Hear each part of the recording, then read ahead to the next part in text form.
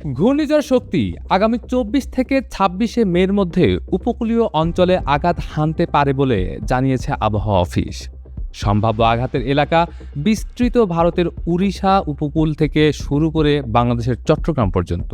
তবে সবচেয়ে বেশি ঝুঁকিতে রয়েছে বাংলাদেশের খুলনা বিভাগ এবং ভারতের পশ্চিমবঙ্গ উপকূলীয় অঞ্চল। আবহাওয়াবিদ মোস্তফা কামাল পলাশ জানিয়েছেন, মে মাসের তৃতীয় সপ্তাহে বঙ্গোপসাগরে প্রতিকূল পরিস্থিতির সৃষ্টি হতে পারে বলে, যা একটি ঘূর্ণিঝড় সৃষ্টির অনুকূল পরিবেশ তৈরি করেছে।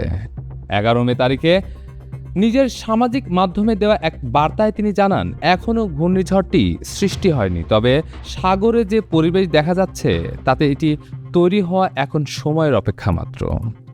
এই সম্ভাব্য ঘূর্ণিঝড়ের নাম শক্তি, যা শ্রীলঙ্কা প্রস্তাবিত নাম। Bangladesh weather observation team BWOT পূর্বাভাস দিয়েছে 16 থেকে 18 মে এর মধ্যে বঙ্গোপসাগরে একটি সার্কুলেশন সৃষ্টি হতে পারে, যা ধীরে ধীরে লঘুচাপ, নিম্নচাপ এবং পরে ঘূর্ণিঝড়ের রূপ নিতে পারে।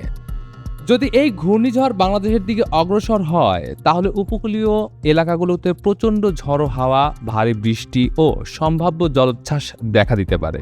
এদিকে আবহাওয়া অধিদপ্তর জানিয়েছে, দেশের 13টি অঞ্চলে ঘন্টায় 45 থেকে 80 কিলোমিটার বেগে ঝড় বয়ে যাওয়ার আশঙ্কা রয়েছে।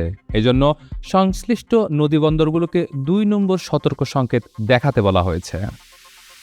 এছাড়া রাজশাহী, ময়মনসিংহ, কুমিল্লা এবং চট্টগ্রাম অঞ্চলে পশ্চিম উত্তর পশ্চিম দিক থেকে ঘন্টায় 60 থেকে 80 কিলোমিটার বেগে দমকা হাওয়া সঙ্গে বজ্রসহ বৃষ্টিপাত হতে পারে বলে পূর্বাভাস দেওয়া হয়েছে। আরও এক পূর্বাভাসে বলা হয়েছে, নেত্রকোনা, ময়মনসিংহ, কিশোরগঞ্জ, নরসিংদী, ব্রাহ্মণবাড়িয়া, রাজশাহী, পাবনা ও সিলেট সহ বেশ কিছু জেলায় ঘন্টায় 45 থেকে 60 কিলোমিটার।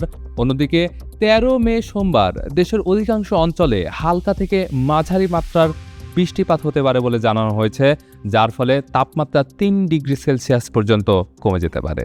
যদিও তাপপ্রবাহ অব্যাহত থাকবে, তবে গরমের তীব্রতা কিছুটা প্রশমিত হতে পারে। এমন আরও খবর পেতে চোখ রাখুন ডেইলি মিন্টে।